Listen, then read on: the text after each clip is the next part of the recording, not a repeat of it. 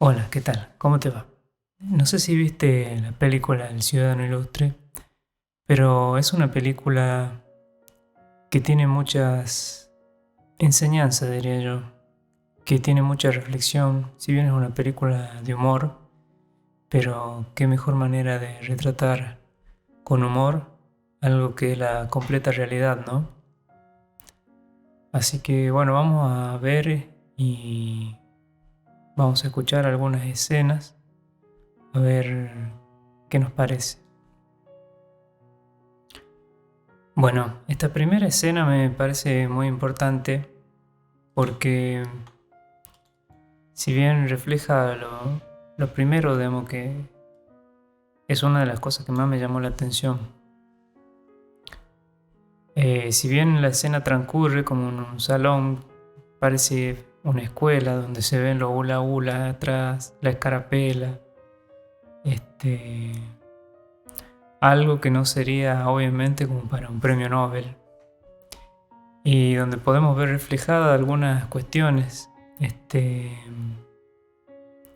que tienen que ver, se ve anteriormente a la escena, se ve que es interrumpida en la clase esta que dictaba a un grupo de interesados del pueblo por un grupo de intolerantes que estaban acostumbrados a coimear a los diferentes gobernantes y a tener posiciones importantes en el pueblo solamente por su apellido, solamente por una cuestión a veces mafiosa. Nunca se llega a entender si son cuatreros o no. Pero veamos lo que se dice.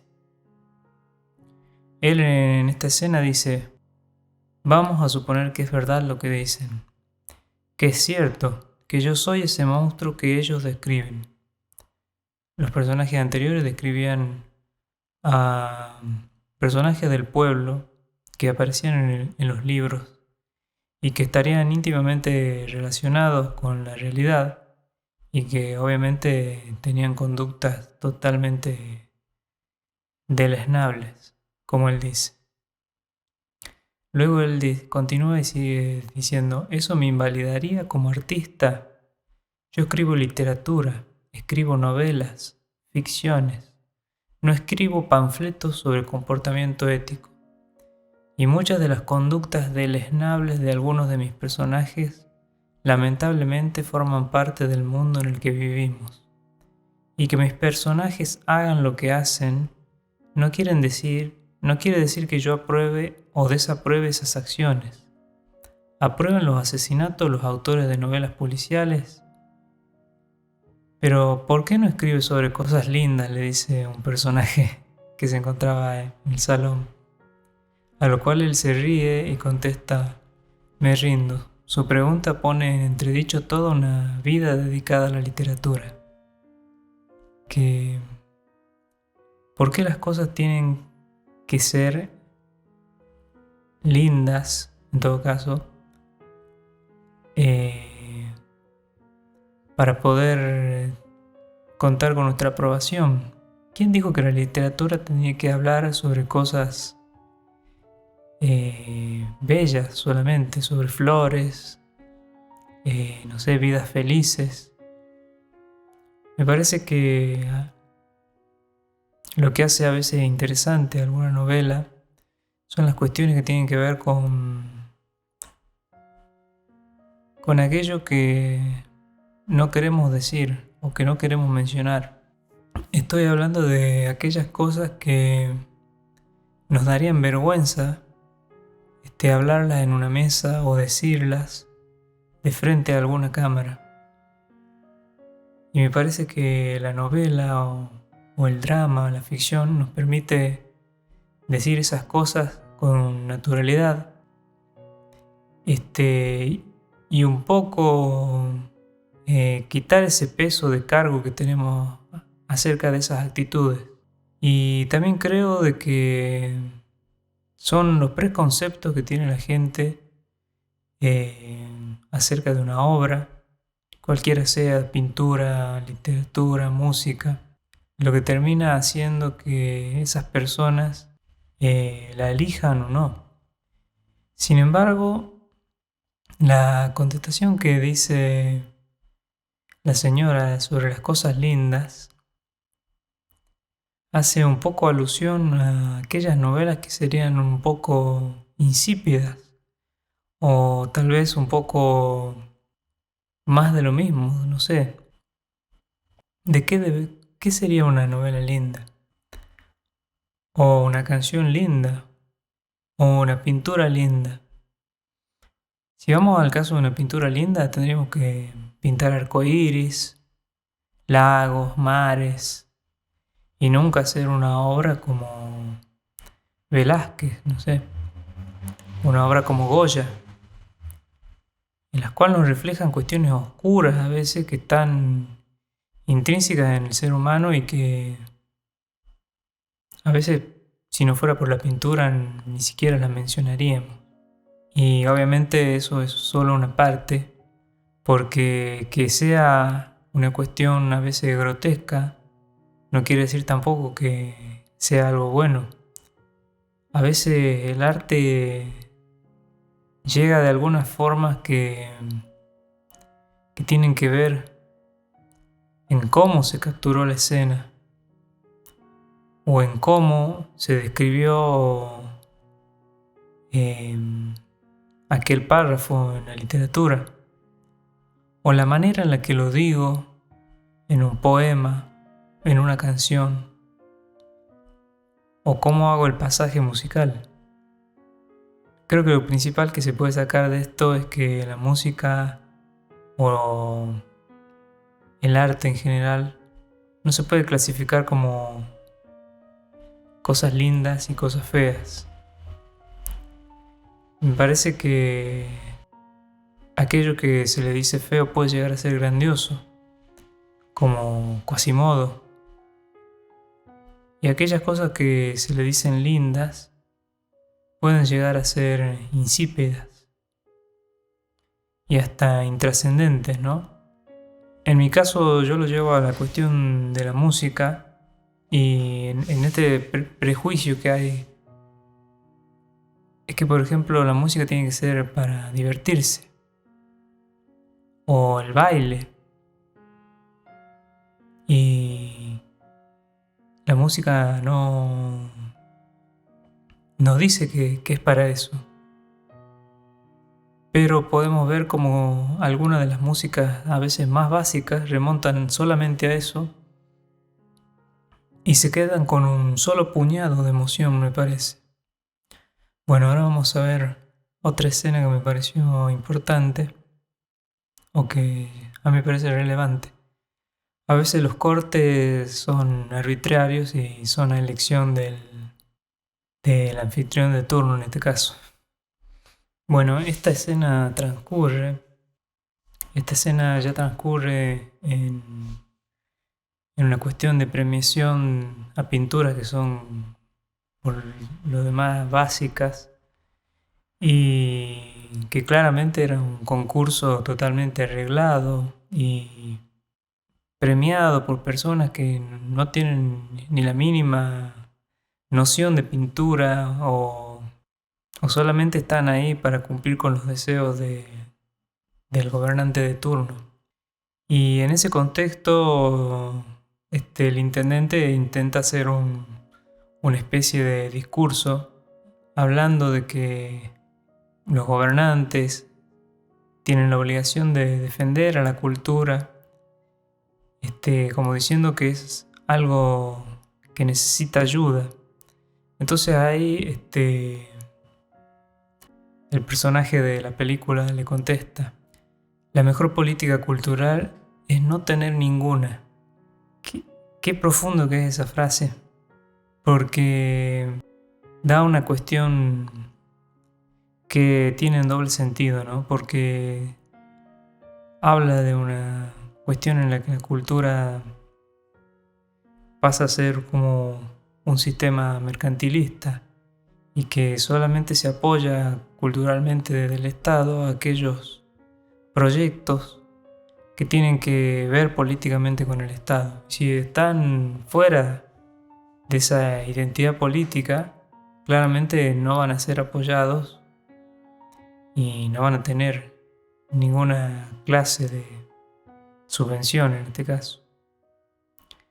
Y también plantea algo que me parece que no es tan así, porque esto plantearía el caso de que en un lugar que no haya recursos, a veces el acceso a la cultura es mucho más difícil. Y me parece que si no hay algo que pueda proveerla, esa gente se queda sin acceso. Y yo creo que eso no lo estaba tomando en cuenta aquí el personaje. Bueno, continúa diciendo, defender a nuestra cultura. Siempre se considera la cultura como algo débil, como algo frágil, como algo raquítico que necesita ser custodiado, protegido, promovido y subvencionado. La cultura es indestructible, es capaz de sobrevivir a las peores hecatombes. En eso creo que coincido, pero primero tiene que haberse establecido la cultura. Y yo creo que en el caso que estaba diciendo, digamos, de escasos recursos o de escasos niveles culturales, de todas formas se establece una cultura, a veces no buena o ordinaria, se podría decir, que tal vez no se podría llamar como cultura. Sin embargo, se establece algo que representa a ese pueblo. Pues continúa diciendo que hubo una tribu salvaje en África en cuyo lenguaje no existía la palabra libertad. ¿Saben por qué? Porque eran libres. Creo que la palabra cultura sale siempre de la boca de la gente más ignorante, más estúpida y más peligrosa. Yo personalmente no la uso nunca. Me parece que en esta reflexión él quiere decir que hay palabras que se usan sin tener la mínima noción de lo que eso es y solamente se usan para quedar bien ante alguna situación y quedar políticamente bien parado. Y ese uso de las palabras claramente que no nos lleva a ningún lado, porque decir lo políticamente correcto nos pone en un lugar de sometimiento al otro y nunca la posibilidad de que se manifieste el sujeto en cuestión. Y si lo llevamos al contexto a veces de nuestras provincias, de nuestro país, muchas veces esa cultura tiende a llevarse hacia lo popular y ensalzamos lo que es popular, lo que es masivo. Y cuando no es masivo, lo tachamos. Y a veces solamente tomamos algo que se vuelve masivo en otro lugar y recién ahí podemos nosotros mirarlo. O no se hace masivo, pero por lo menos llega a un número más grande de personas sin masivizarse. Y como triunfó en otro lado, quedamos como tontos y no lo valorizamos. La cuestión de uno no es profeta en su tierra.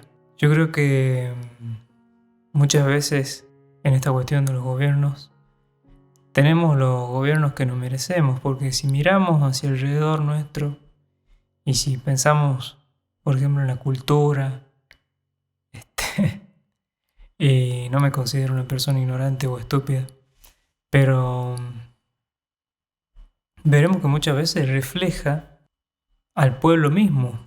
El líder que conduce, o en este caso a veces gana una posición, es el claro reflejo de la sociedad en la que está.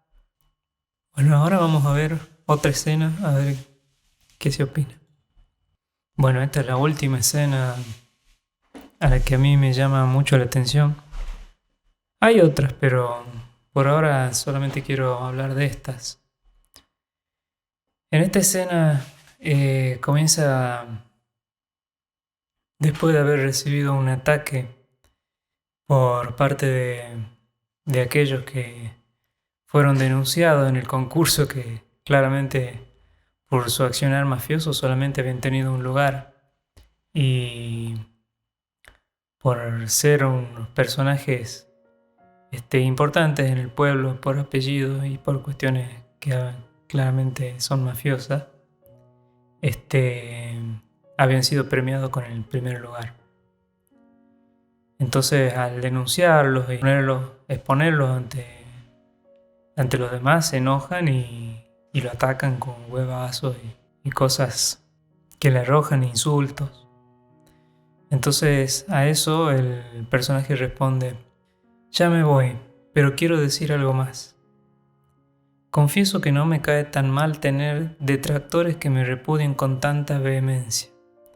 Y a pesar de la tremenda brutalidad de estas acciones, siento una íntima satisfacción ante una expresión del pueblo en contra de lo instituido, o sea, yo mismo.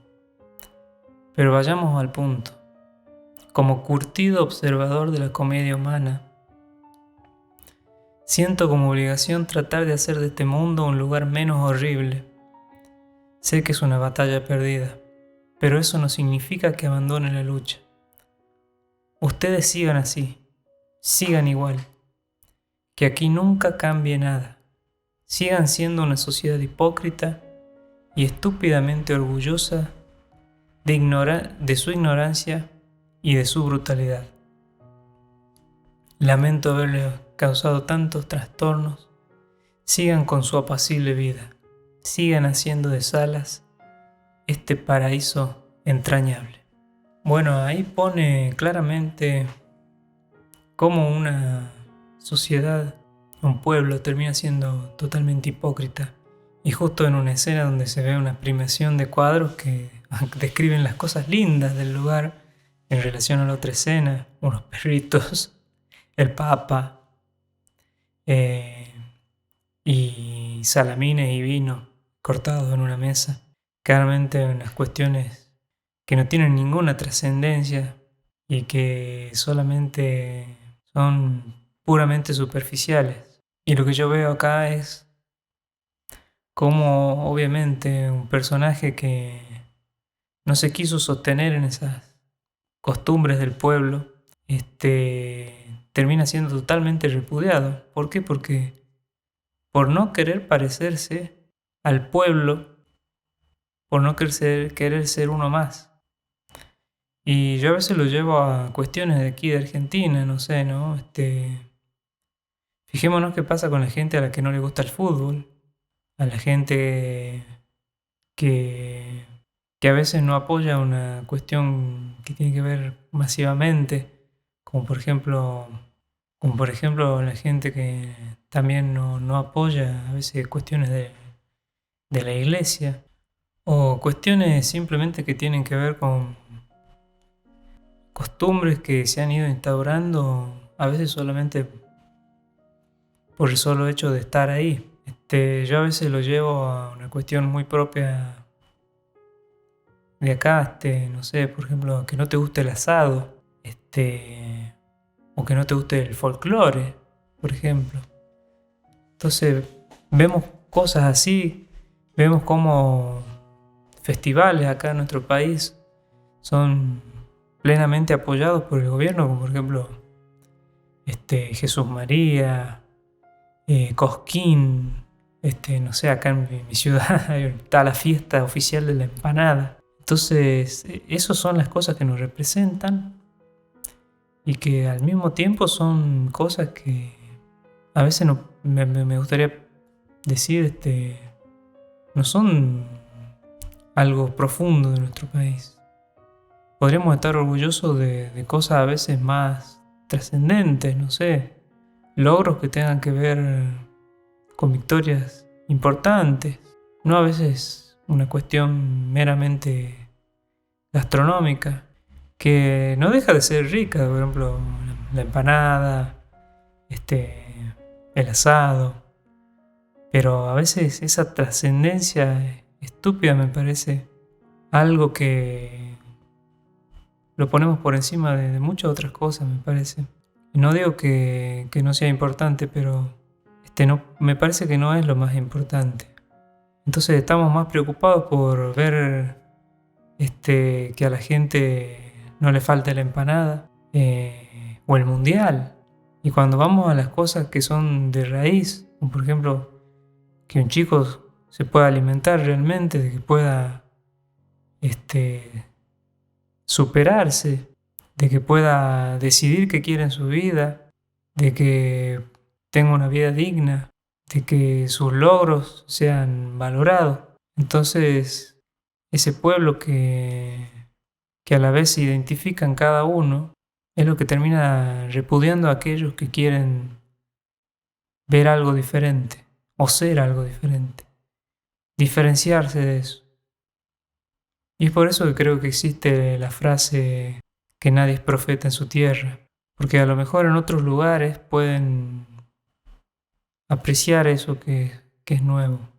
Pensemos por un momento a veces en casos como por ejemplo Piazzolla, que acá era completamente repudiado, decía que habían matado al tango, se tuvo que ir afuera, reconocido afuera, y recién aquí los estúpidos de aquí dijeron, ah, no, qué grande que es Piazzolla, solamente porque lo políticamente correcto, como el mundo lo había reconocido, ahora era decir que era bueno. Y ni siquiera en ese momento pudieron mantener sus convicciones estúpidas. Yo lo que veo es que esta película refleja cómo ir en contra de lo instituido viene por aquellas personas que piensan diferente. Viene por aquellos que no se someten y que no aceptan unas circunstancias a veces desfavorables o de poco reconocimiento. Y al igual que Piazzolla, nuestro personaje se tuvo que ir afuera. Yo creo que hoy en día estamos viviendo algo extraño que es YouTube, que es Internet, que es las plataformas. Hoy ya podemos entrar en contacto con otros países o con otra gente sin ni siquiera a veces movernos de nuestro lugar, cosa que era imposible, por ejemplo, para alguien como Piazzolla en su momento o Mercedes Sosa. Pero creo que esta película nos pone de manifiesto cómo el mensaje final que quiero dar es que van a ir por vos si no te adaptás al lugar a donde estás. Y una vez trascendido, no mirar atrás. Y ese lugar puede que sea no físico, pero es importante avanzar a pesar de las cosas que vemos como imposibles.